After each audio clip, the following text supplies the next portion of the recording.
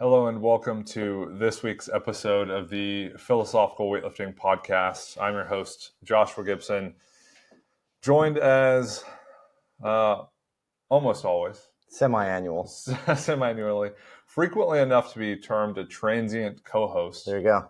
Mr. Max Aita. That's me. How am I doing, Josh? Thanks for asking. I'm doing pretty well. A little jet lagged, but pretty well. Yeah. Well, and as an expert podcaster does, you brought up jet lag, which leads us into talking about today's topic, which is the European Championships that recently happened.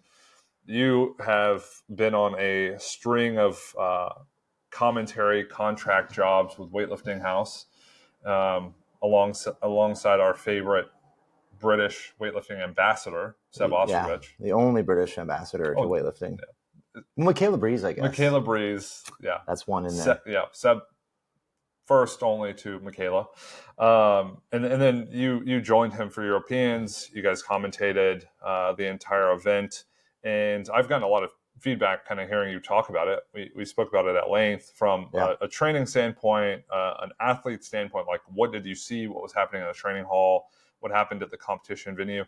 And then also from just like an experiential standpoint of like, how was Bulgaria? How was the meet kind of at large compared to other competitions? So we wanted to dig into that today. Yeah, that's awesome. I would say, like we've been doing this for 2 years now. So I started with Seb and Weightlifting House when they started the live stream, 2022 Europeans. Yeah. And so this is the third European Championships I've been to. By far, this championship was I would say the least interesting, if that makes sense. So like 2022, the first one I did was like totally new experience. It was really cool to like have been involved with it. Like, oh, cool. Like I've never been to Euros and, people are going to be all weird about it. And we go and it's great. And then, that was a very like new experience. So it was very cool. Yeah. As a meet, it wasn't run super amazingly, right? Like the backdrop, like plastic vinyl poster, and then they had a bunch of cool stuff, but it was like just kind of a neat meet. Yerevan the next year was way better. It was like the most incredible weightlifting meet I've ever been to, hands down. That meet was wild. There was probably 6,000 to 8,000 people in the audience at any one time, and wildly different than any meet I've ever been to. I've never seen that kind of an audience for a weightlifting meet. Yeah. Fast forward to Bulgaria, and it's kind of in between the two. So Bulgaria was like really cool, great setup, fantastic, I guess like backdrop and display, and it was run really well. There was no issues there.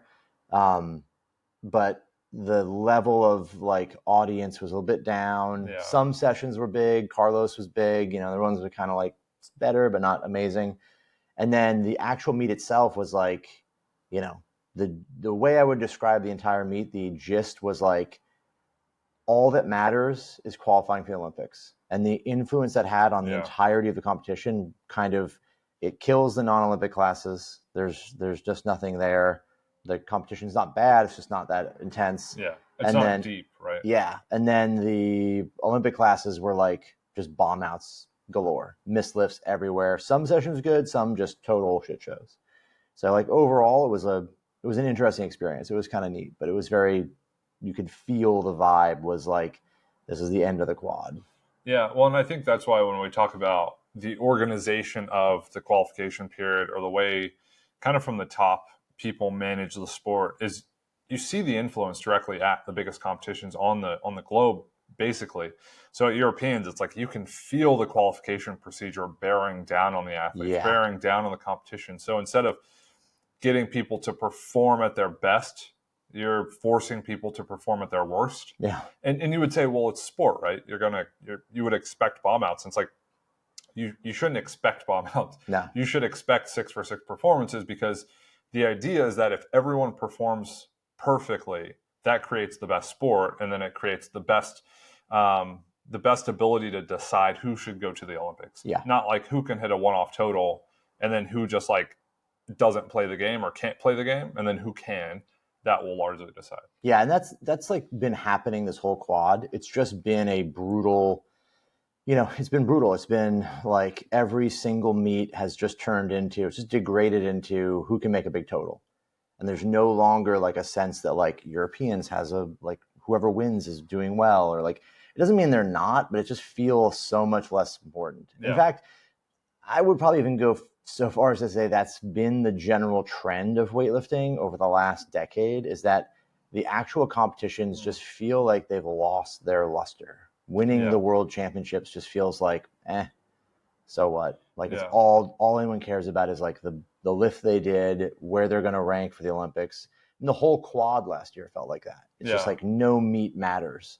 Yeah. Same here. I feel like it's kind of degraded to that. Well, it's almost as if you were playing in the NFL and you didn't have to win the first playoff game, the second, the third. Mm-hmm. It's just like, we're going to get to the Super Bowl anyways. Yeah. So none of the playoff games matter. So we'll just kind of like call in and phone in. Whereas like the structure there is you have to win or you don't make it to the championship. Yeah. So it's like, how do you force people to win to make it to the Olympic Games so that it's not only the best of the best, because you could argue they make it there regardless, but the competitions in between don't fall flat. Yeah. And, largely like the biggest thing I see is there's just this like ping pong effect of, okay, Roby points. Whoa, that's way too insane. Like too many meets. And then, okay, we'll just do one giant meet. And then that's just like, oh shit, every meet now is worthless. You just do a big total. They need to, in my opinion, the IWF, needs to like really solidify like the actual way they're going to start qualifying people and just make it the same every year. And then, or every quad, then every meet and all this stuff will kind of emerge from there and become like, significant or not. Euros will be a big deal. Worlds will be a big deal, or maybe it won't, but like a consistent qualification system would really improve just everything overall. Yeah, and I think in the Weightlifter's Guide to the Snatch, which you can actually pick up on weightliftinghouse.com. Plug. We talk about the history of the sport. And actually on this podcast, we've had Connor Heffernan, who is a weightlifting historian. And we talk about it all the time in the Coach Logic mentorship group. We talk about weightlifting. We talk about the details of the sport, the nuts and the bolts of the sport, as well as the history. The sport has looked so many different ways, right? But the only thing that's allowed it to really flourish is when it found some stability. So you can have performance as this emergent property. What happens now is that it gets overhauled so much. You don't allow these like emergent qualities to happen, where you get, at the end of it, like the sport that's refined and refined and refined. It's just like, oh, we're going to overhaul the qualification procedure entirely. It's like, what was the point of changing it if you're just going to overhaul it every quad? So I think working towards stability, which maybe takes a bigger group to reach a consensus of like what makes sense or what works, getting coaches involved. I don't know how you do it, or I haven't given it much thought, but like then you have the sport emerging from this body of work that just has a lot more stability.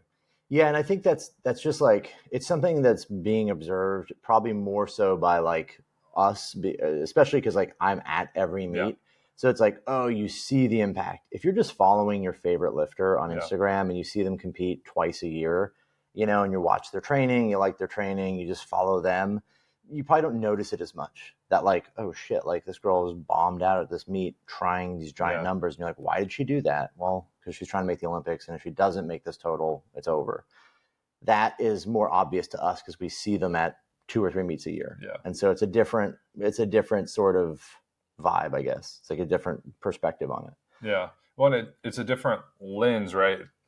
I think initially before the last 2 quads, there was like this team qualification procedure where, the U.S. might not send anyone because of the team they didn't perform well. Yeah. Right? Or people just bombed out or missed weight or whatever. And it's like, okay, should it be team-based? That ultimately feeds into people going and those being the people who are chosen by the country? Or should it be so individual heavy that it's just like, put up a big total, you're in? Right. Yeah, that was definitely, they moved from the team thing a few years back. Last quad, they were like, no more team qualification. It's all individual, which I think is a move in the right direction. Okay. Because you're just going to get more lifters that are deserving. You can't, like, a country can't screw them over as much anymore. And that happened in the US, like we saw that happen. People would score tons of points and you'd have the best lifter, the guy scoring point after point after point at these international meets, placing high, and then the last minute they flip the numbers around and they jockey it around, and suddenly you've got this workhorse who scored points for 3 slots and he gets fucked. So there's a lot of that's gone now. I just think that it's got to be a little bit more weight, put on winning competitions. I would like to see that as far as a qualification, like put weight on, like, hey, if you win Europeans, it's X amount of points, and like that's more valuable than winning, or than totaling at a World Cup or something, right? So like make some meets a little bigger deal. Worlds, if you win Worlds, you've got a better, you're in a better position, right? Maybe you get more points. So that would then put some more weight back on the meets themselves, and then they would be a little more interesting. Well, I think what's hard is you have a quad that spans 4 years, and you want the qualification procedure to promote performance over the 4 years, right? Because if you say, well, if you win a Worlds, you're in, it's like, well, you win the first Worlds, what do you do for the next 3? Yeah, you don't do anything, right? Yeah, and like I understand gaming the system, but it's like, let's game it in a way that's user-friendly or viewer-friendly, but also, again, pushes performance at the biggest competitions over the longest period of time. And that's going to promote development, but also like it's going to make Worlds the competition to watch, Europeans the competition to watch, Asians. Not like, I mean, I kind of hear Asians now, and it's like, it's so hit and miss. Who wants to watch it? Yeah, it's totally true, right? It's like you might see a good lift here and there, but that gets captured in social media. Yeah. And so it's like, okay, I watched Manasad, win the supers at Asians, look like Gore didn't care or whatever. Like, okay. So you're just like, you're over it. It's like, it just kills that vibe that like, who's the Asian champ? Yeah. Who's European champ?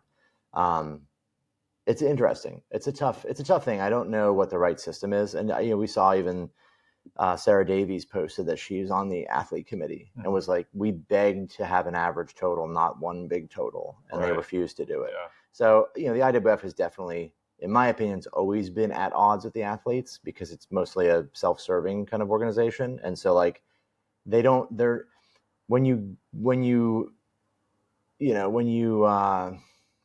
subsidize an organization like that, there's no need, or it just kills innovation. So there's no need for the IWF to innovate and try harder and do better because they're just going to get money from the IOC. And so it's just kind of, you just end up in that spot. So hopefully something changes for the next time, but we'll see if the next quad's any different. Yeah. And I think that's a great lead into Europeans leading into the World Cup and then to the Olympics. So let's talk about Europeans. Heading into it, what were your expectations? I was expecting some big lifts. I was kind of on the fence. I didn't know, like flying over, I was going in my head, like who's going to do well, who's not. I definitely had a sense that it was going to be a weaker competition than it was in some ways. I expected like, who's going to lift. I sort of suspected Lasha wasn't going to lift, and I was right. And I think that was kind of predictable. Like he just doesn't need to do another Europeans. We looked because we were like, he had put his numbers in, and all the way up until his attempt was called, he had it in there, and then he pulled out the last minute. Yeah.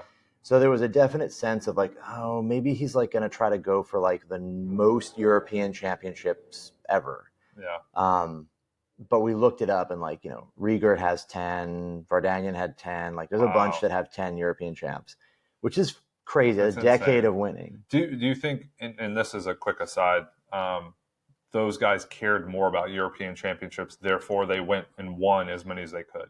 I think it's probably a different time. They were probably told you have to do these meets. There was less meets, right? So it's Euros, Worlds, Olympics. And so like they would just go, and there would probably be like some bigger meets nationally, but like these guys were going to win. They were going to fight the rest of Europe, which at the time, because back then, like there was way more support in Europe for weightlifting. It was just a bigger sport. So there was probably more incentive to show up and win. You could there was just a more political time, right? Like the Cold War. So I think there was a definite, it had more weight to it, more air of like importance to it. Yeah. So going into it, you kind of had the sense of who was going to compete and who wouldn't. Yeah. I kind of wasn't sure who's going to be there. My fears were that we're going to go, and it's just going to be like a total shit show, and there's like no big lifting, no one's going to do anything. You're going to have all these people from like 13th to 7th place just floundering and bombing and all this. And it was a little of both. There was a lot of that, of the latter, of just like, not big lifts happening. I mean, Verstat Lalian won the supers with 205, 250. Wow. 455 is nothing to scoff at. That's a good total. It was a good total up until Lasha, right? Yeah. But ultimately, like down the road, like there wasn't much competition. Yeah. Zazulin, I think, was kind of near him, but maybe only did 195 snatch. Martrosian did 190, 235, 240, something like that. Yeah. So it was like just kind of lackluster there. But on the other side, you had Carlos Nassar went pretty hard. He went 175, 215, world record snatch, Yeah. world record. No, it wasn't a world record, but it was a junior world record. He could have done 224. He looked good for it, but he didn't take it. Nino was back. Like Nino snatched 170 and then he clean jerked 210. He was good for more, but he was making mistakes. Yeah. And he looks like, it's funny because you think of Carlos as being more rugged, but Nino's technique may be worse. Like Nino's technique, he keeps the bar super close, but like that bar is like that far away from his shin or his thigh when he's pulling. Yeah. His jerk was wobbly. Like he's super powerful and super strong, but like just was missing lifts. Had he made 2 more lifts, he could have beat Carlos or pushed him to a world record clean and jerk. And those two are both slotted for the Olympics. Yeah, they're already in the Olympics for sure. But it was a good battle. That was what I was hoping for that, and it happened. Are we going to see both of them at the World Cup? That's a good question. I don't know if either one of them needs to, because they'll go and weigh in, but like I don't know if they'll need to compete because they don't really need much more on their totals. I mean, Carlos is 2 and Nino is, I want to say, in the top 5. Yeah. 380 at 89 is not bad. So I don't. Said Carlos is 2. Yeah. Who's 1? I think he's behind. Is he behind Lee Dayan? Okay. Yeah. So he's, I want to say he did 391. Okay. No, 396. So he did 176. No, 391. 176, 215. And Diane did maybe a little more than that. And then, so it's like, that's a good session, but I can't see that being super awesome at Thailand. What I would think is that in Thailand, you're going to see way more like, Tian Tao, if he wants to make the Olympics, he's got to beat these guys. So he's going to go hard. Diane doesn't want to lose, so he's got to compete. You've got, Rahmat is going to go hard. Rizky's going to go hard. A lot of the Chinese are going to go hard. So like they have to kind of stay in the loop. They have to stay ahead of their teammates. I think that's in what it sounds like we're getting to is the problem with this quad is it's like funneling to this one competition. Yeah. It's just like, how do you partition that out? Lasha could have done Euros 2022 and never touched a barbell again until the Olympics. Yeah. He could have taken 3 years off, 2 years off, and just done almost nothing. He could have done any one of those meets and just left the rest. It's almost funny that you're like, why didn't he do that? He would have been in better shape. He had some injuries, but The other side of that competition, though, what we just saw in Bulgaria is that like lots of people were just getting fucking railroaded, like 0 for 6s, or like 1 for 6, make one snatch and then they're fucked. Like, and you saw it like Nina Sturks just went so hard and just, was looking like she was going to do a giant total and could make it, but just bombed, Julia Imperio, like not the strongest lifter, but like, she could potentially get a total that would eke her in there and, bomb the snatch. Just a lot of that, just a lot of this, like fighting for spots and just bombing and missing. And you saw that, and that was across the board. There were some good sessions still. What about the women's side? So you mentioned the super and then 89. Any other sessions on the men's side that? So 102s was really good, right? 102s was pretty solid. The first half of it was rough. Wes Kitts had to pull out. Ryan Sester went 2 for 6. They weren't in the competition, but they were there. And then, it was a bunch of bomb outs. But then the top half of it was pretty good. 109s was good. Drive was 102. Drives in Europe is an Asians. Right, but is he He's a 102, yeah. So because I wanted to ask, what happened to him moving to a super and he's just too weak as a super. I mean, like he's too weak. He snatches 210. He's just not. His numbers are not going to do what they need to get in you don't top think he three. put on the body weight or has enough time to put on body weight. I don't think he has the physique to put on that kind of body weight. When you look at him, he's like a big dude, but he's not a. He's like a 125 kilo guy, 120. But he's not a 150. Yeah. Like I can't see him feeling good or moving well at 150. It's like Martirosyan just doesn't. Same thing, He was like 130. Like a big guy. Yeah, he's not. He's 5'11", maybe 6 feet, and like I don't even think he's 6 feet, but like even like Gore is an anomaly because Gore is like maybe 6 feet. Yeah. Probably a little bit less. Yeah. And he's just. I'd love to see how much force he could produce just on some force plates and like a really strong position. He could snatch 220. Yeah. I'm convinced that Gore could snatch 220. Yeah. He might even do that at Worlds in Bahrain.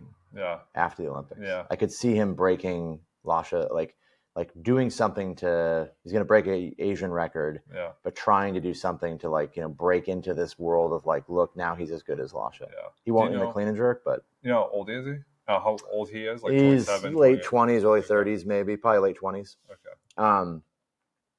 Yeah, but so to answer your question, on the men's side, those classes were pretty good. The lighter classes were great. Hampton in the 67s or 73s. No, 67s. Yeah, 67s. 61s. Yeah. 61s. Oh. Yeah. Hampton's a 61. I keep forgetting that he's. I keep wanting him. Yeah, he's done both. Yeah. He was a 61. That kid had a legit shot at taking and breaking a world record in the clean and jerk, which is wild. That would have beaten Lee Fei-Ben in with 175, which is insane to think that 5 years ago, if you said, hey, we're going to have an American kid that might break the world record and take it from a Chinese dude, you would have, and in the 61s of all things, you'd been like, there's no way. Yeah. There's just no fucking way it's happening. Yeah. Yet here we are, and he's close. I mean, he can do it. He needs to snatch more to be competitive in the total, but that was an awesome session. And then, throughout there was some good lifting. Andre Bazadar did pretty well, good lifting, but none of it was mind blowing. Yeah.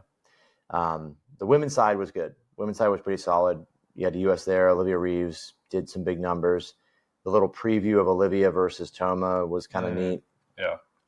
Toma did. There's just no competition there. Yeah. Toma just can't clean and jerk enough. No. And she's kind of a bummer because she's a great snatcher, and she's a very not necessarily charismatic from the perspective that she herself is someone who's that's really exciting. Yeah, it's her presence is charismatic, and as an entity. An entity, yeah, right? That's right. It's Toma's a thing. That's cool. Toma's a vibe. Yeah, and that's a cool vibe to see, right? Weightlifting House, put that on the t-shirt. But it wasn't she couldn't hang with Olivia, and that's a kind of foreshadowing what's going to happen at the Olympics. This is going to be and after the Olympics. Yeah, who's going to be the top Chinese? Is she going to be in 70 or in 81s, 71s? Where's she going? Olivia has a battering ram, and she's breaking down the door of weightlifting. Yeah, she's something special. I think people see her as she's just really strong. She's something pretty special. I think over the next quad, if she stays with it, which it sounds like she will, we could see some pretty wild numbers. Well, and the idea is she's just strong. It's well, that means she could get that much better if the technique really tightens up, right? And you put that force into the right position or right positions. Yeah. It's that's a good thing she's just that strong. It'd be different if she was just a great technician. Yeah. Yeah, she's not she's you look at a Maddie or a Kate, and those are girls who have been training for a really long time. I mean, Olivia has too, but she started. Feels like she's on the front end of her training history. Yeah, I think there's a difference between and Olivia and Kate in that Kate's been doing weightlifting at a higher level of her abilities. She's been training probably 5-6 times a week, maybe more for a long time. Olivia just started training 4 days a week. Yeah. So she was doing these fucking numbers with very little training, which is indicative of a very talented individual. Yeah. So there's a lot of that coming into it. which I think is why it feels like it has so much upside. What's it gonna be like when Olivia's training 7 times a week? Are we gonna see 125, 160? Yeah. You know? So yeah, I mean, that's cool. Salford Kawanda was probably the best by far of anyone at the meet. Well, and I feel like her and Olivia have different stories, but they're in similar places in their development. Yeah. Whereas Salford, you look at her and you're like, you have to be strong. Right. And then you're like, oh, you're strong. And then you're like, and you need just refinement and work, right? You have to become a better weightlifter. And as she does that, it's like 120, 160. Yeah, for sure. Like, I see those for sure happening for Olivia. But Salford did that 120, 160. Hey, maybe Salford's the lightest, woman of all time to go 170 in the clean and jerk. Yeah, I wonder. I mean, I want to say Svetlana Podbedeva did 168 as a 75. Oh my gosh. We were watching. So to give you perspective, where weightlifting was, Kawanda did 120, 160 as a weighing 85 kilos. 2011, 63 kilo woman, snatch 117. Oh my gosh. Think about that. Wow. 2011, 63s were doing that. Boyanka Kostova, remember her? Oh yeah, she was like power snatching 112. Yeah.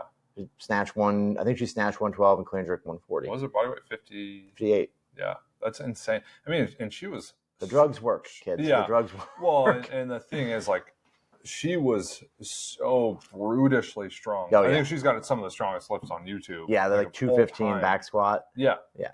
And it was just insane to see that put into the lifts. Yeah. Whereas, like, now we have people who are, who have tested clean or not tested positive for such a long time. Yeah. It's like they're the ones who are starting to reach toward those numbers, right? Exactly. So, ultimately, like, it was pretty special to see a lot of that big lifting. Really cool. Kawanda for sure was the standout female. There was some other good competitors. Romania's fielding a pretty decent women's team at the moment. They've got a great 49, Cambe, Valentina Cambe. She's fun to watch. She did well. And then they've got Katruda in the class above. She's she's at 59 now. She's doing pretty well. She made a huge total PR. And, so like they've got a pretty good group of women. There's a couple others in there as well that are strong, that are like moving well. They don't have the men's side fleshed out as they used to,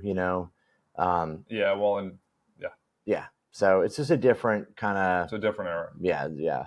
But yeah, they're pretty good. There's a definite like a lack of like there's no Russia. You can feel that Russia is not there in presence. Yeah. In that they would have a very strong, very large team. Well, what it feels like weightlifting is now is it's kind of patchworked together. Yeah. It's like, oh well, America has the best 71, and you have Solfrid, and then you have Lee Wen, and then you have, and it's like, it's kind of all over the place. Yeah. There's no like, I mean, I guess Team China, but even Team China on the women's side, they're kind of getting riddled with, well, here's this person that's going to take their spot.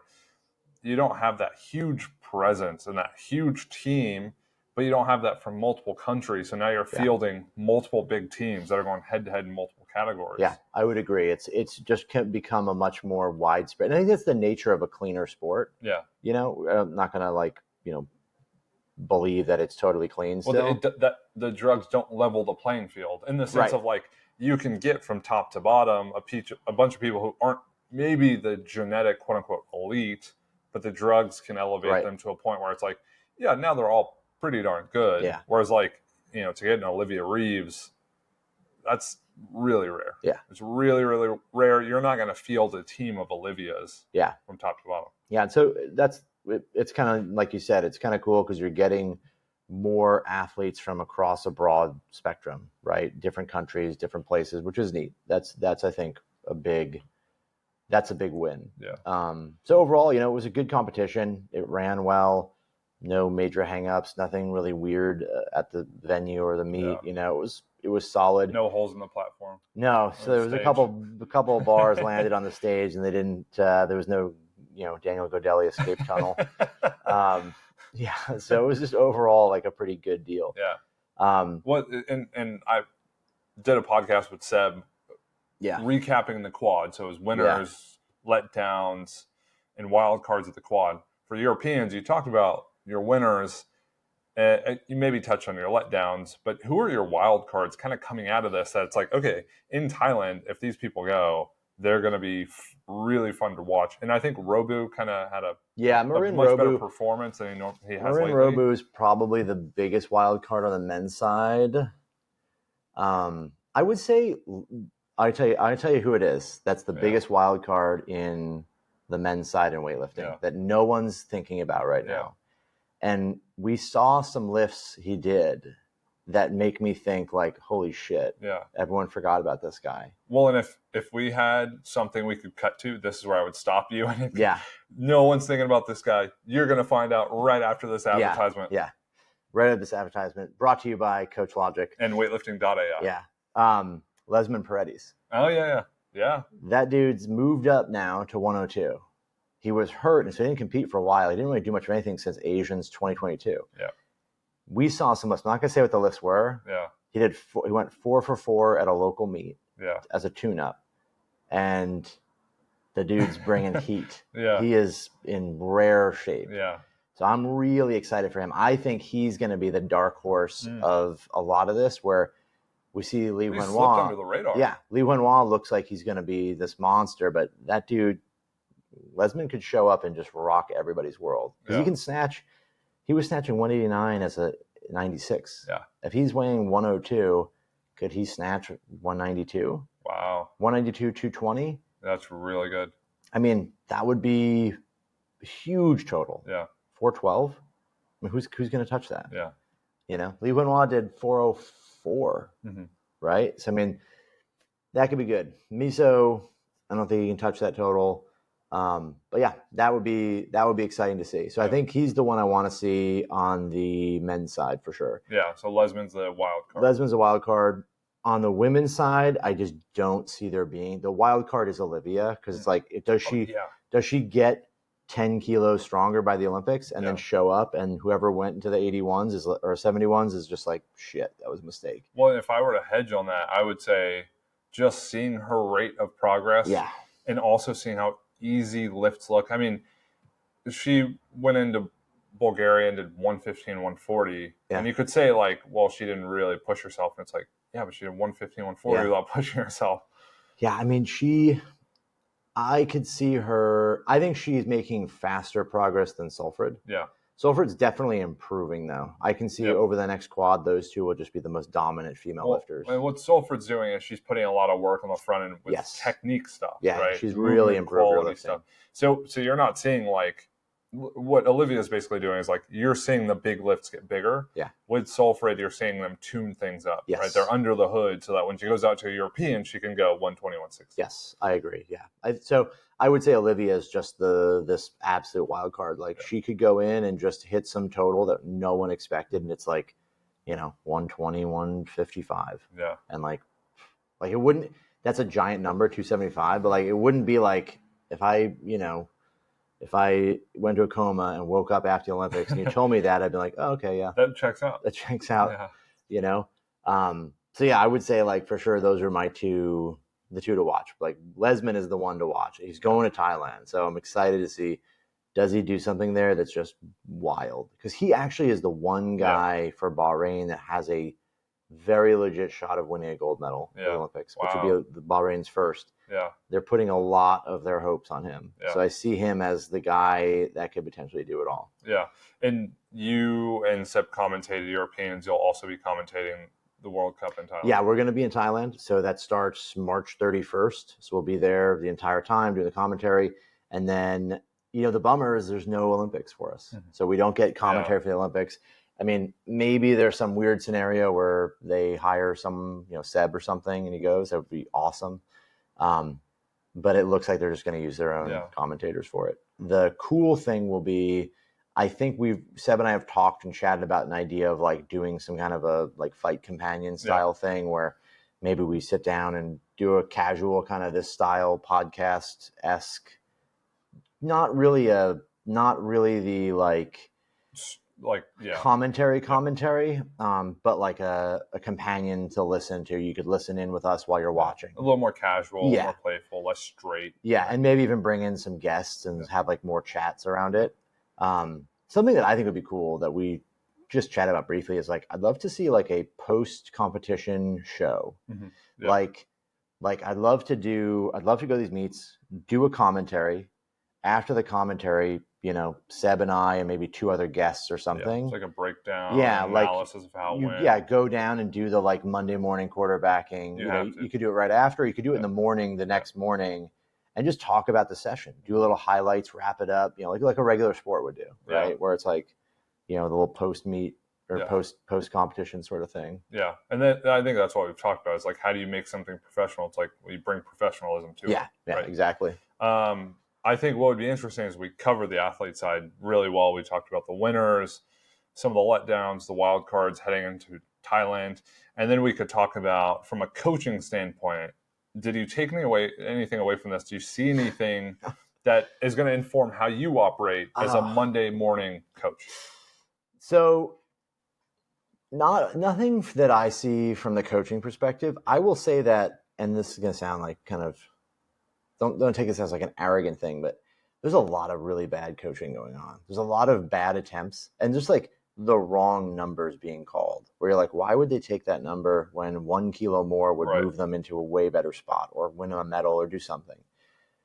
Seeing those kind of attempts, those like just kind of all around, people showing up like very ill prepared, just looking like they're either showing up hurt and they shouldn't have even flown, right? Or showing up in a situation where it's like they're just trying to lift weights they can't.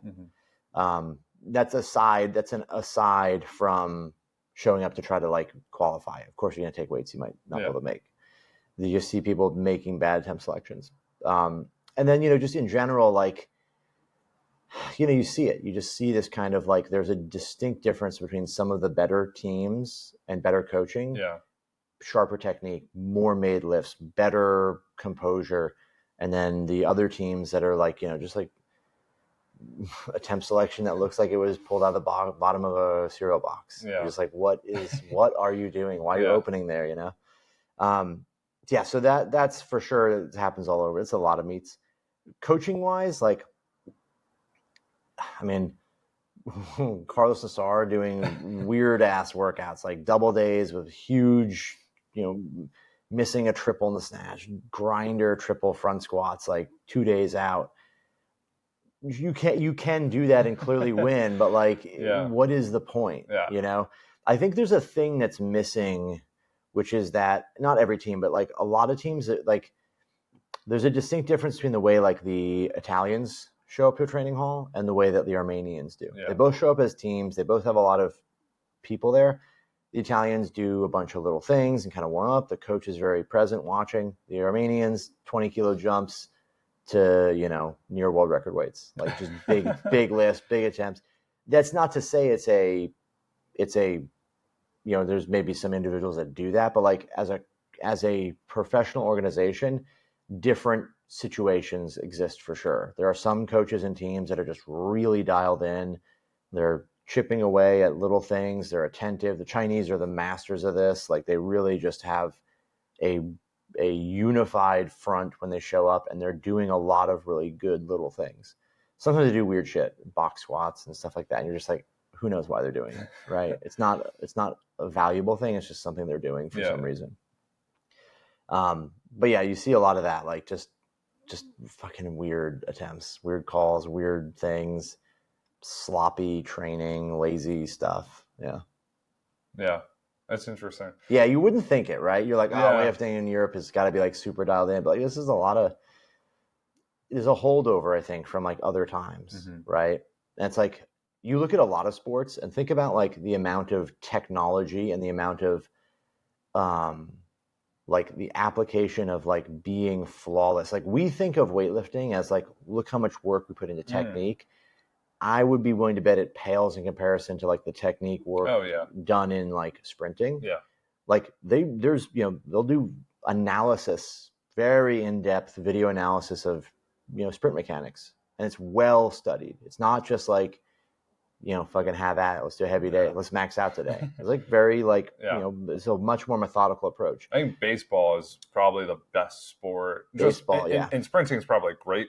I think from a baseball standpoint, it's just hearing people talk about technique and biomechanics in baseball it's just like there's a lot of money in it. There's right? a lot of money in it. But baseball biomechanics is a great example. Like tons of analysis, tons of tech that is involved in the sport. Same with probably like shot, hammer. Yeah. Like it's more technical than weightlifting. Yeah. And there's probably a better handle on that. I think still that's probably more like coaches that kind of come up in a system and kind of, they have an eye for it. But there's definitely like weightlifting is not as sophisticated as it seems. It's very much a bit more rudimentary. Yeah. And there's a lot more like shooting from the hip kind of stuff going on. Yeah. Well, and I think in baseball, what they're trying to do is look at this was a perfect pitch and then the other person got lucky or something happened that was not outside of the pitcher's control, but the probability was that he would have struck the person out. Yeah. And in weightlifting, you could say like that bar's just not moving. Like you didn't get sloppy, you didn't pull out of position.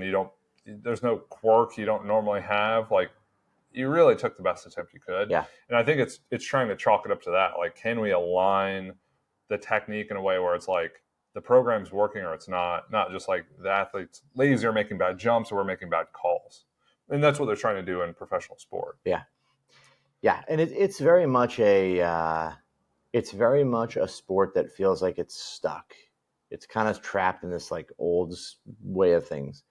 So I think like hopefully over the next quad or hopefully as time goes on, the sport itself breaks out of that holding pattern where all of a sudden there's new ideas, new tech comes in, new things happen that like drive it forward. That would mostly happen if there's a lot more money get funneled into it because baseball, you make some money in baseball. There are singular people in baseball making hundreds of millions of dollars.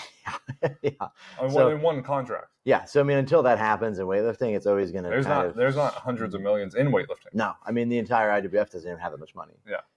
So for sure there's a difference there, but I do think that it's ripe for the disruption of like new shit coming in and improving things and changing. Yeah. Maybe a change of the rules, like get rid of the press out or whatever it is. Like you might have more, but maybe also like more aggressive drug testing might drive more innovation because suddenly it's like, well, shit, we can't be so sloppy. Yeah. We can't just power our way through these lifts. We have to be better. So how do we develop a better teaching method or learn more from analysis? Yeah. So. Well, and I think that's ultimately what we're trying to do. And I think the writing's on the wall, right?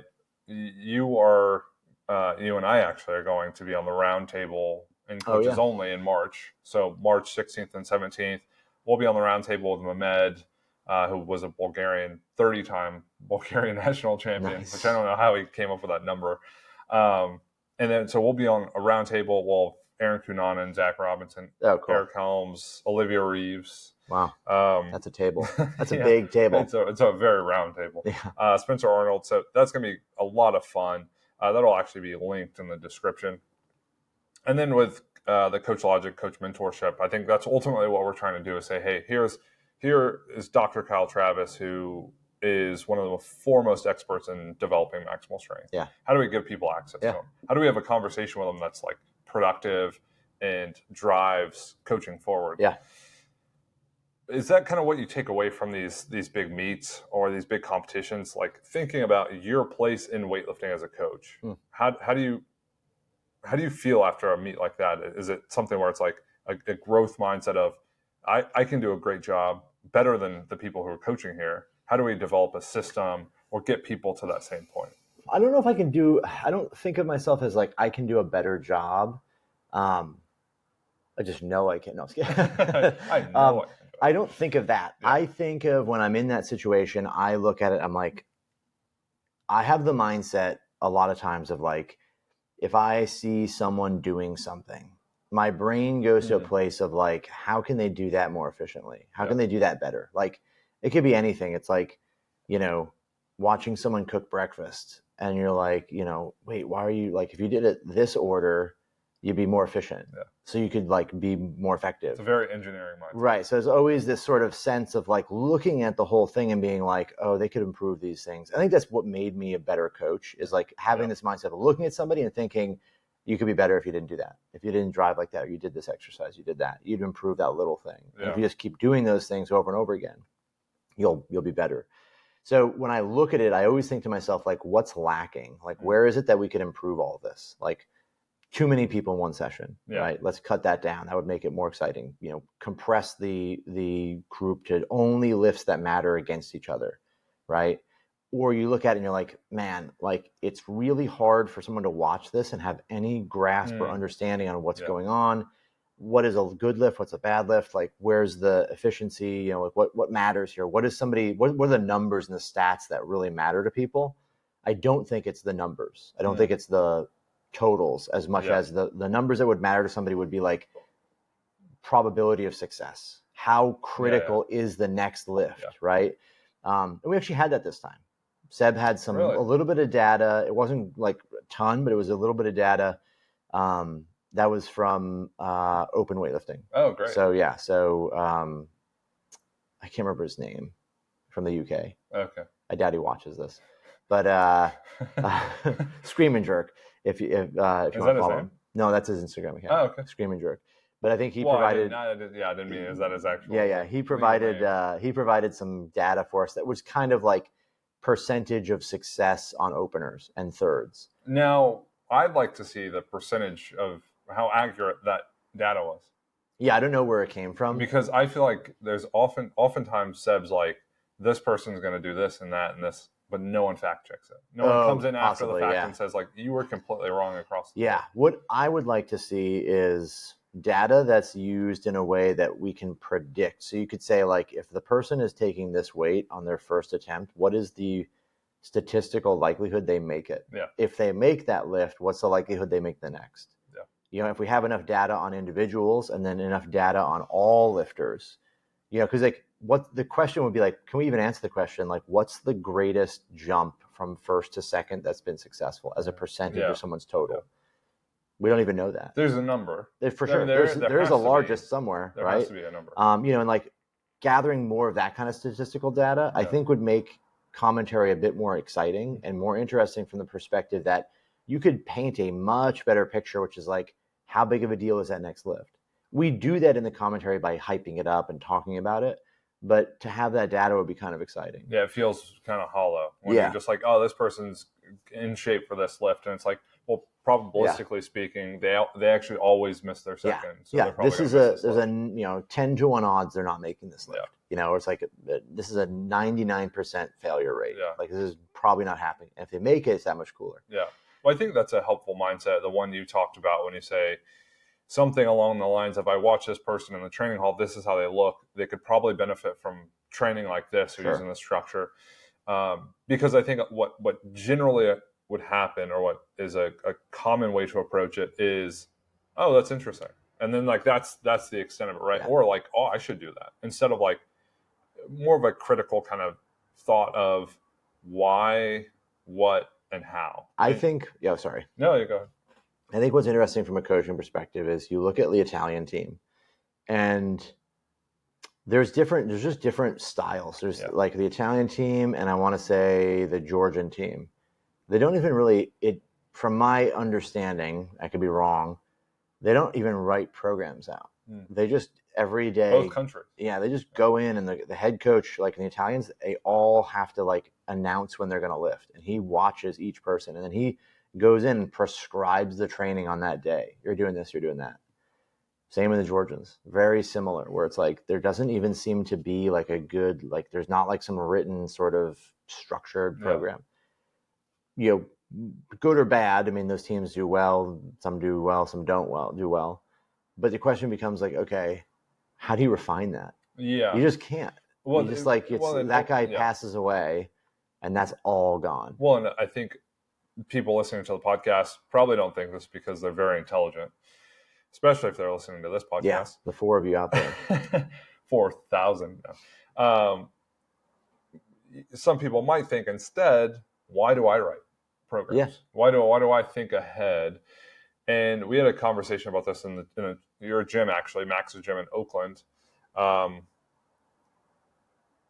Coaches always want to push heavier. They want to tell people to go up, and they bake that into the program. And even if they don't, they have that thought. And kind of like, what's the workout for the day? It's like, I'm going to do 3 doubles. If you feel good, go up. And I think informally that's done across coaching, across countries. But it's like, how do you systematize that and make it more efficient, more effective? So how do you build a system that's catering to the benefit and push toward intensity? Yeah. But in a logical, repeatable way. Yeah. Right? And I think that's where obviously why, like, I'm doing we're building the Coach Logic thing, right? Like why we're building a coaching platform is that I feel like there is a lot to be captured from data collection and a lot to be learned from it. And I think that's probably because, like, I had an experience that made that happen for me. That was really like eye-opening, and like, wow, with data, with knowledge, with information, I can do something that feels maybe counterintuitive, lighter than I thought, or more volume or whatever, change things that had an impact that I didn't expect. Yeah. So suddenly you have this eye-opening experience. You're like, wow, training can be way different than I thought it had to be in order to get better. And so, well, and also to your point, just right before you riff into that, it also gives you something to lean on when things aren't going well, because it's like, okay, we can make adjustments. We aren't enslaved to, that's just the way it is. Like, that's the style of program. Instead, it's like, okay, this frequency isn't working. This volume's not working. Like, something has to change. We have the knobs to twist to make an effect. I was just going to say that. It's like, that's the thing that ultimately you have a backdrop to lean against, which is like, hey, this worked before. What are we doing now? It's different. And when you just, every day is a new workout, a new thing, it's like, you're going to get to a point where the biggest mechanisms you can manipulate are exploited to get you to a certain point, and you get stuck there until you manipulate the finer points and move beyond it. So it's like, if you're a 71 doing a 110, 128, and whatever you've done to that, training 3 days a week or 3 times a day or whatever, 9 sessions a week, and you can't break beyond those numbers, like, you need to look at what's not changing, what is changing, where can you make adjustments? Yeah. Because otherwise you're just going to be like, well, I got as much as I could out of ramping up my training volume and going heavier. Yeah. When you can't, pull those levers anymore, now what do you do? Yeah.